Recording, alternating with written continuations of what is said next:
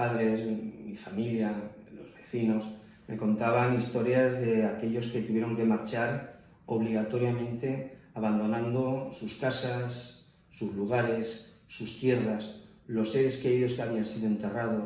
Eso produjo en mí una sensación de querer escribir sobre ellos, sobre lo que padecieron, sobre lo que sintieron, dónde fueron, qué fue de ellos. Es una novela en definitiva que arranca en 1555 y finaliza en el año 1620. Hola, soy Manuel Gómez Tejedor, de profesión psicólogo, y he escrito una novela histórica, El Monte del Moro. La novela narra la amistad entre el hijo de un duque y un labriego vasallo de él, también morisco. Ambos se ven forjados a unir sus destinos en los campos de batalla de Flandes, y una vez que el hijo del duque pasa a ser duque, se ve obligado a expulsar a su amigo de sus propias tierras. A partir de ahí, multitud de aventuras y multitud de peripecias para ambos personajes.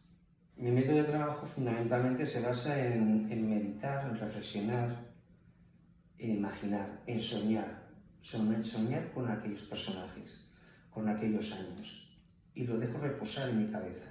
Y ella sola va haciendo que crezcan los personajes, que ellos mismos van madurando dentro de mí, crecen dentro de mí, hasta tal punto de que forman parte de mí. Me hablan, yo los escucho, y de ahí van surgiendo los personajes. La obra, todos los personajes principales son ficticios, el resto son auténticos, existieron en la realidad. Francisco está de pie.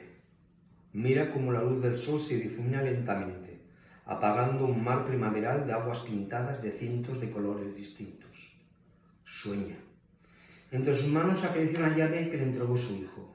La acaricia con suavidad, sin dejar de mirar el horizonte. Y sin apenas girarnos sus ojos, imagina tierra adentro un fértil valle, con pequeñas villas, y en una de ellas su casa.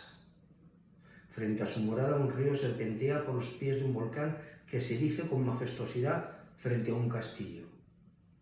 Sus ojos azules reflejan la visión de todo aquello que tanto amó y que tuvo que abandonar 11 años atrás. Sabe que no volverá jamás.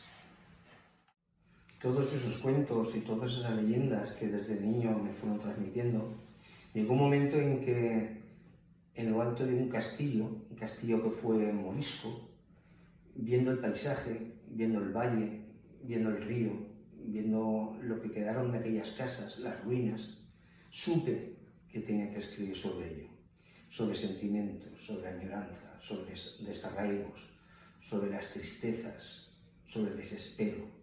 Tenía que escribir sobre eso, tenía que escribir sobre ellos.